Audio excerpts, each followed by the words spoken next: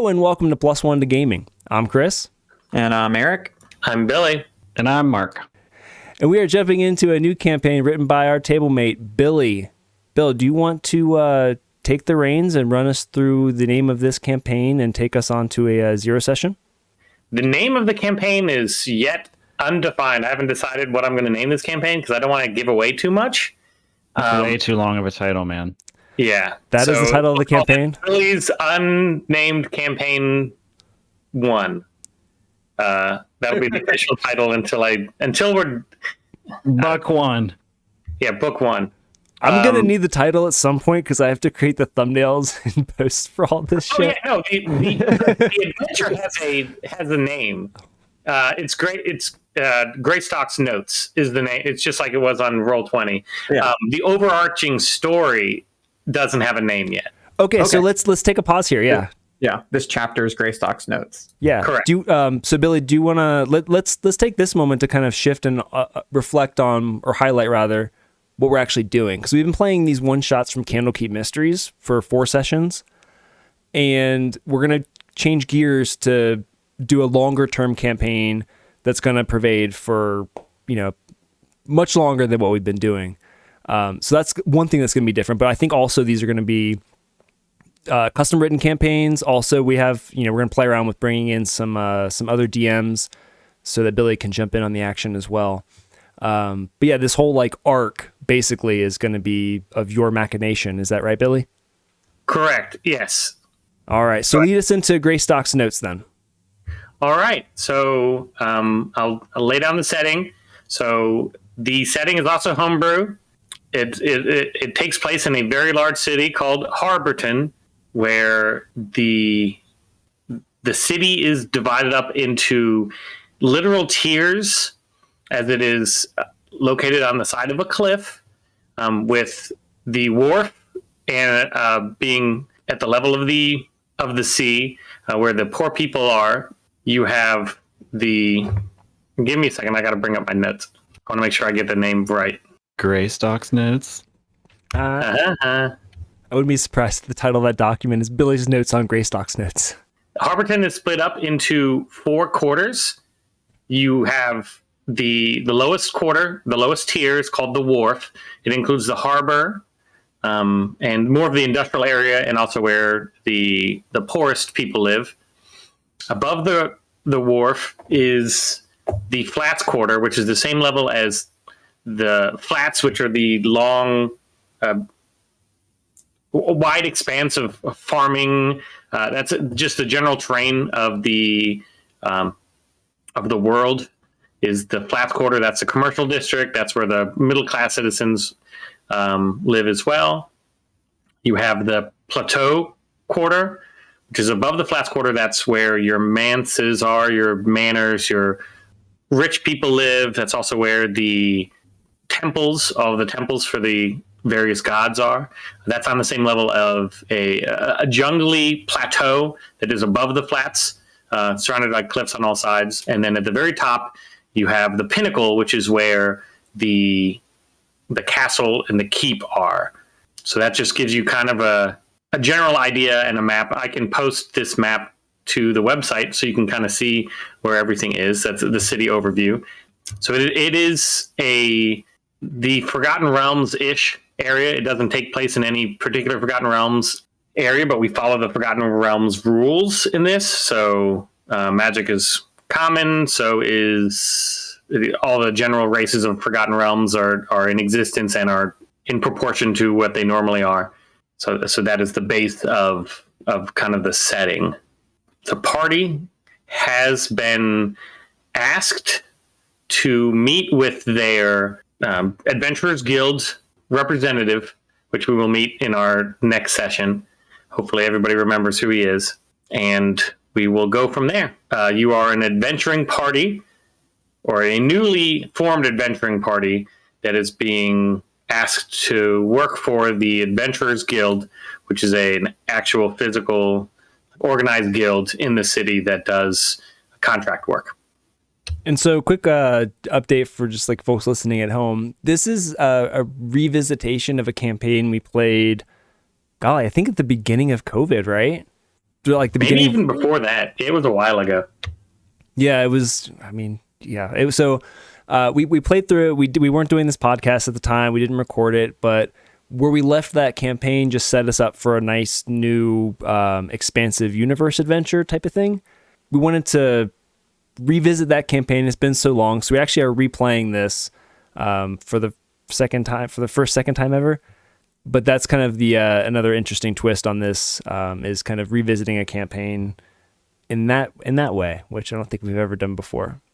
Yeah, we haven't, and it's going to be interesting because it has been long enough that I don't remember everything. And Bill basically got to run it already once, so now he can change some things that he didn't like, beef up things he did. So like it's going to be, I assume, probably new and improved. And I don't remember anything, so it's going to be very close to playing it for the first time. Yeah, I'm excited too because like I feel like even just the time between then and now, all of us have learned a lot and grown a lot. I'm interested in kind of tweaking things about my character and experimenting with new things. The other thing I'm really excited about too, this adventure, since we've been playing, Wizards books in the past, we'll be posting everything we can about this adventure on our website, +1togaming.com, so that if you want, you can jump in and run this adventure on your own, which would be amazing. We'd love to hear how that experience goes for you. Yeah, and we're really lucky because Bill is an engineer, so he builds great maps in AutoCAD. So it's not something I would draw out in MS Paint and have in the past. He actually has a very detailed, very fleshed out world, which is really cool. Billy goes deep on everything he does, so his worlds do have a lot of richness and texture and lore. So I'm stoked to dig into that. I'm Lord Wizard Claws is probably going to have to test the structural integrity of some things because I know Billy has that shit calculated in AutoCAD. Yeah. So are we? I mean, I know the answer to this, I think, but we're just gonna come back in same characters and everything. Is that your intent, Billy? That is completely up to you. You can bring the characters. I loved the characters. They were some of the best characters I think I've ever played with. So I really hope that they do come back. Once again, you've played with them, so maybe you can fine tune them. And if you absolutely hated them, you can always come back with a new character. But my hoping is that I get to see them again because they were fun. Yeah, cool. I'm keeping mine. I may change his name now that we're putting stuff out on the internet. I don't want to get a cease and desist. But other than that, and Big Pharma's looking for you. Yeah, Zyzel's gonna get you. It's that owl. See, you start seeing it in your dreams. So his original it is not an owlkin, like you might think. I have a habit of naming all of my characters after prescription drugs because I think that their names are ridiculous and they fit really well in fantasy worlds. So his name was Zyzel Pinlack, which are both drugs. But I might change that. I also do not have his character sheet anymore. I've been looking for it forever. So I have it. You have it? Okay. I was thinking about changing his. So I guess for people who don't know, Zyzel Pinlack is a goblin bard, but he is not a singing bard. He is a stand-up comedian. So that's the very high overview of him. I had a very hard time picking what college of bard he went to. So I may change that a little bit. Thank you, Bill, for sending me that. But other than that, and trying to rediscover his voice, because I don't know if I can hit it exactly the same because we don't have anything recorded on it. I'm going to keep him pretty close because he is one of my favorite characters I've ever played. Yeah, and likewise, I played a Awakened Cat, which is a homebrew race, magical cat wizard named Lord Wizard Claws. Some limitations, aside from being a cat, playing this character, I kind of embraced some of Billy's approaches of not necessarily an optimized. Thank you, Billy, for posting that. Billy's just delivering on all the character sheets as we talk about them. But Billy always has impressed me, and one thing I learned from him is like creating characters around themes and not necessarily like min-maxing them or completely optimizing them. So Lord Wizard Claus is predominantly a transmutation wizard, just like by virtue of his story. So his spell list is focused around that, which forces me to use spells that normally I wouldn't pick for a wizard. So it was fun to play with that, and I'm really excited to revisit and re-explore a lot of that and kind of explore and play with options that I didn't get to before. So I'm first of all, I'm dying because I'm realizing how funny this is. My character I tried so hard on. I'm going to change some stuff, especially the story. I feel like I wrote a whole lot and I want it. Maybe, Bill, we can talk about making some of it like a mystery that only we know or something, because that could be fun. Yeah. But man, if you're talking about a funny group, you guys, and then absolute straight man over here,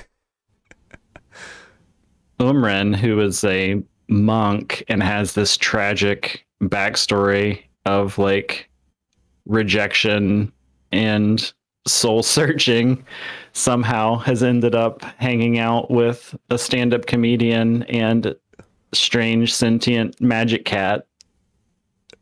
I loved it. Yeah, he's for sure the Oscar to your Dwight and Stanley, for sure. And that was entirely created like in a vacuum. These characters, like we did our normal thing, if I remember, and didn't really plan anything party-wise or makeup or anything.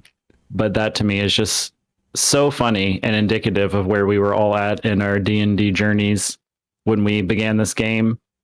I even gave him a GD like plague doctor mask, which is so very much like early creating a D&D character. I feel like like I have to change that. Here's the thing, you have to go through these phases. You have to.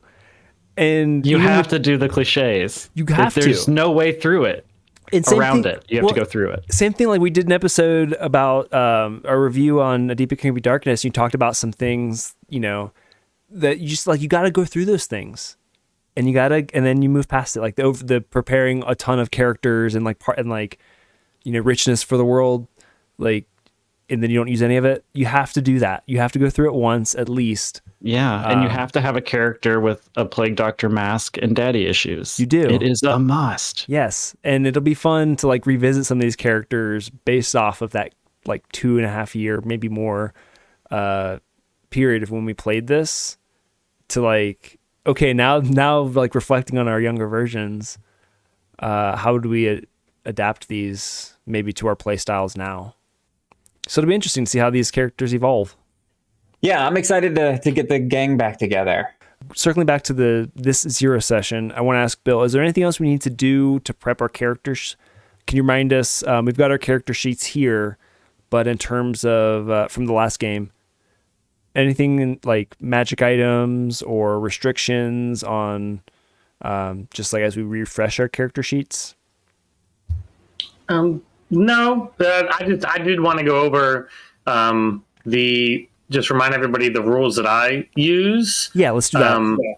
And so, this is an adventure for the level 5 characters. So I would just, no restrictions. If you wanted to use feats instead of points, that's 100% fine. I think feats are fun. So that, and any way to make a legal D&D character, like even homebrew or whatever, just if it's something that you think may be a little bit weird, just let me know and we'll work it out. But I am very much open because I can always just adjust it on the fly if I think something's too hard or too soft. But I do think that we could use, you can use magic items. I'm going to go with a dollar amount instead of just any, the quality of the magic item, just because, as we could tell by unlimited flying boots, those were broke. Yeah, I didn't use them on purpose a bunch of times because I'm like, well, this isn't going to be fun. Yeah, you didn't abuse it. I guess you I was couldn't gonna have in the slam you mine against now. that wall with that wind so hard. Yeah, so I'm gonna develop I think there's ways on there to figure out how much money a level 5 character could have, and then just if you wanted to have 2 lower level magic items or 1 better one, it is up to you. Cool. We're in a big city, so just- anything is available, so you don't So have just roll and buy out of the table, you mean? So he'll tell us, like you have 500 gold or whatever, and there's a table of magic items, and they have their values. So if I Right. want to buy Just- 1 500 gold sword or 2 250 gold thing, whatever. Gotcha. Yeah, so that I think that makes it even. They would just assume that everybody has the same starting gold. Yeah. Okay, so yeah, Yeah. because there is a table to like roll based on class, or you could just give us a flat. I asked because Monk I know has the worst roll for gold. Yeah, he's like the worst class in Oregon Trail. Hello, metagaming in 0 session. Which Yeah, is fine. the Which is banker's the totally fine. best. I mean, I know that that's how it is, but I would assume at this point you guys are successful adventurers. I mean, you're level 5, so you're moderately successful, or you've done some things. So I'm not going to make you like level 1. I agree that everybody starts out something different, just because if you're highborn or if you're poor, you're going to start out with different things. But after that, your adventuring itself is kind of the great equalizer that Yeah. I believe everything should be split multiple ways. So Fair enough. I found something that says this does not include magic items. The approximate wealth in gold, blah blah blah blah blah, is around 700 gold, 650 to 700. Does that feel right? that sounds right. Yeah. Gold is such an amorphous value. Yeah, it really depends on the adventure, but that's fine. We'll make it work. So, Bill, what I would say then is if you're going to give us 700 gold, look at that thing. And if stuff that's 700 gold is way too powerful, be like, okay, never mind. You are not as successful. You get 400 gold. Yeah, let me look at that. That's what I have a set amount. I haven't developed that yet, but I'll work with you. But that's how I do higher level characters. And then if you bring in new characters, I'm letting you know that I don't kill off characters purposefully, but I don't hold punches. If someone's going to be a killing blow and the monster does roll successfully, I don't. I play by the rules. Your character would be dead, if that makes sense. Yeah. So I'm not the McElroys where everybody knows no one's going to die. Heard. Fuck it, I'm out. Heard. No, I mean they're awesome, but they're never in any real danger. That's fine. That's one of the things I'm excited about doing, not just a one-shot thing, because I've never really had to worry all that much about a character or grow attached to them. Yeah, if you have to heroically sacrifice yourself at a one shot, who cares? Right. It's just like fun at that point. It's cool. Yep. So I'm just letting you know that is the threat of death is not. It's not going to be over you all the time, but it is real. We're not. I think taking that out, especially for extended campaigns, and it makes you feel that like your choices don't really matter because it's all going to wind out at the it's all going to turn out correctly at the end. Well, and if we encounter it, it actually makes the story better because then you got to also deal with that, and introduce a new character. So new opportunities. Death is awesome. I like death. I hope nobody does, but if it does, I can see the positives on it. For as in specific rules, I do flanking as rules. I know that that's not always, but flanking for me just makes 100% sense. And what is flanking? If you're on opposite side of a monster, you have advantage. No matter what your class or anything like that. Because then he's trying to pay attention to two things at once. Unless he has two heads or something like that. Like within reason, most monsters would have advantage. That's a alternate rule that I've continued on since like 3.5 and 4. And that goes both ways for both like monsters attacking the party and the party attacking monsters. Correct. It just adds a little bit of extra fun when you are moving in combat. It just adds one extra thing to think about, moving around monsters, not just being within range. Now, do you do if a monster is flanked like a pincher maneuver, do they have disadvantage on any attacks? No, just on getting attacked, because you can still focus 100% on the guy in front of you for your attack, but you can't focus on getting attacked from both of them at the same time. Cool. Awesome. Thanks for fleshing that out. Yeah. Any other last thoughts or rules, amendments, appendices before we wrap this zero session up? I think that's it. Those are the specific rules. You have the setting, the expectations of what we're going to do. I believe we covered all the zero session items, unless anybody can think of something else. I have one question. When it comes to kind of baseline realism, how much do you intend to do things like really basic, like cost of living? Do I need to worry about not purchasing so much gear because I'll need food? I know you don't do encumbrance and that kind of annoying stuff, but just kind of quality of life stuff. Anything we should look out for? No, I don't. That slogs it down. I don't do, unless it's like actively important to the story. I don't do any of that. I also don't keep track of encumbrance. As long as, like, if it's just something too big that you guys can reasonably not carry, I will either say you can't carry it, or you can, but you can't do, you can't attack it. It's item by item. I don't keep track of ammo. You can if you want to. I don't. Once you're at a higher level, ammo is cheap, and when you're not covering for encumbrance, I think it's silly to try to keep track. Oh, I only have 22 arrows left. Like, I don't know. I don't think that's fun. Yeah, unless it's like magic +1 ammo. Yeah, exactly. I got these 10 fingers. I know right where they are all the time. Yeah. Monk life. I got one thing I did want to cover is sort of the play style of the campaign, I guess, because like I know we focus on, like, we emphasize role playing and storytelling, but I think like traditionally we are playing D&D and those things happen. I just want to kind of get everybody on the same page there in terms of like our preference or approach there, just like defining it and shedding some light on it. Or does that just sound in line with like what we do? I think we're in general agreement of what we do. We are definitely role play heavy. You've heard my my misgivings about random encounters that don't add to the story. So it will not be, combat heavy where you're just hopping from encounter to encounter and everything in between is just bullshit. But combat will be involved. Yeah, I guess like we're going to be doing a lot of exploration and kind of putting things together and also bouncing off each other and kind of exploring each other's characters a lot along the way. And then, those typical D&D things will be happening alongside that stuff as we drive the game forward. So just kind of like to set that expectation for the listeners too, of like how we play and what that looks like. Cool. That wraps up our zero session for Greystock's Notes, the first part of our upcoming long-term campaign.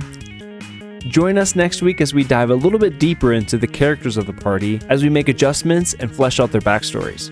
Head over to +1togaming.com for our other live plays, discussions, DM resources, and character building tips. You can also tune in to our live stream every Sunday as we record each episode at twitch.tv/+1togaming. Thanks so much for listening, and we'll catch you next time.